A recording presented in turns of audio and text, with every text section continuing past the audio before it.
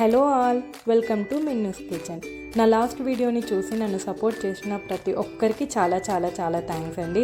అలాగే ఇకపై వచ్చే వీడియోస్ని కూడా చూసి సపోర్ట్ చేస్తారని ఆశిస్తున్నాను. ఇక ఏమాత్రం లేట్ చేయకుండా ఇవాళ వంట ఏంటో చూసేద్దాం. ఆహా ఏమి రుచి అనిపించే గుత్తి వంకాయ కూర అండి. ఎన్నిసార్లు తిన్నా ఎప్పుడు తిన్నా కూడా మనకి ఎప్పుడు రుచిగా అనిపించే గుత్తి వంకాయ కూర. ముందుగా దానికి కావాల్సిన పదార్థాలు ఏంటో చూసేద్దాం. ముందుగా వంకాయని 4 వైపులా కట్ చేసుకొని నీళ్ళలో ఉప్పు వేసుకొని నానబెట్టుకోవాలి.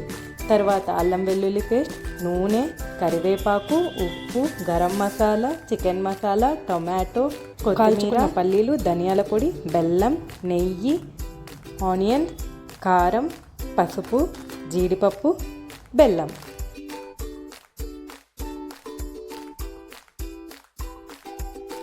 ముందుగా ఒక మిక్సీ జార్ చేసుకొని అందులో కాల్చుకున్న పల్లీలు, అల్లం వెల్లుల్లి పేస్ట్, ఉప్పు, కారం, పసుపు, గరం మసాలా, చికెన్ మసాలా, ధనియాల పౌడర్, జీడిపప్పు వేసుకొని గ్రైండ్ చేసుకోవాలి. తర్వాత కొద్దిగా బెల్లం వేసుకొని తగినన్ని నీళ్లు పోసుకొని మళ్ళీ గ్రైండ్ చేసేసుకోవాలి.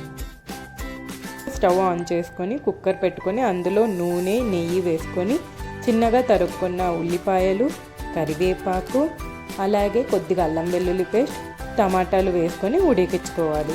టమాటాలు మెత్తగా ఉడికిన తర్వాత వంకాయలోకి మనం ముందుగా స్టఫ్ చేసుకున్నటువంటి పేస్ట్ని పెట్టి ఇలా జార్లో వేసేసుకోవాలి. ఇంకా మిగిలిన కొద్దిగా పేస్ట్ని కూడా వేసి కలుపుకొని తగినన్ని నీళ్లు పోసుకొని కుక్కర్ని మూత పెట్టేసుకొని విజిల్ పెట్టేసుకోవాలి. 2 అంటే 2 విజిల్స్ రావాలండి.